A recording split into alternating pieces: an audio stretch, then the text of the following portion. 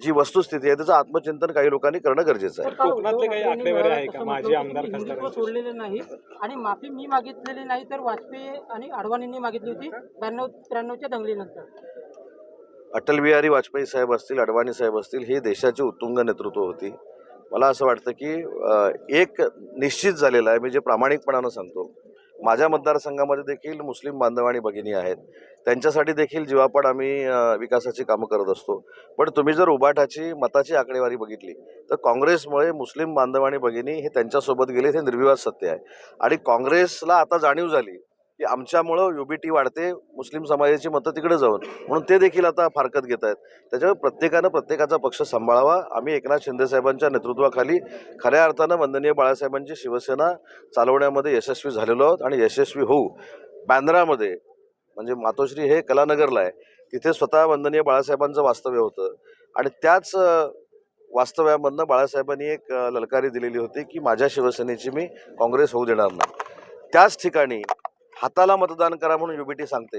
याचा अर्थ एकनाथ शिंदेसाहेब बाळासाहेबांचा विचार पुढे घेऊन जात आहेत, त्यांचे वारस घेऊन जात नाहीत, हे या निवडणुकीमध्ये स्पष्ट झालं. तर शेवटचा प्रश्न, कोकणातले साधारणपणे काही माजी आमदार किंवा खासदार आहेत त्याचे तुमच्या कॉन्टॅक्टमध्ये असे काही आकडेवारी आहे का? नाही, मी सांगितलं ना, मी खरं सांगू का, माझ्या संपर्कामध्ये सध्या जिल्ह्यातल्या शाखा प्रमुखापासून अनेक लोक आहेत, परंतु आता त्यांची नावं घेणं योग्य नाही. मी तुम्हाला पुढच्या 10 फेब्रुवारीपर्यंत अनेक पक्षप्रवेश झालेले आपल्याला दिसतील आणि तुमच्या लक्षात येईल की कुठच्याही परिस्थितीमध्ये रत्नागिरीची जिल्हा परिषद ही वन साईड महायुतीच्या ताब्यात आलेली या प्रवेशानंतर तुम्हाला दिसेल. दुसरा टेलर कधी असणार? कसला ट्रेलर?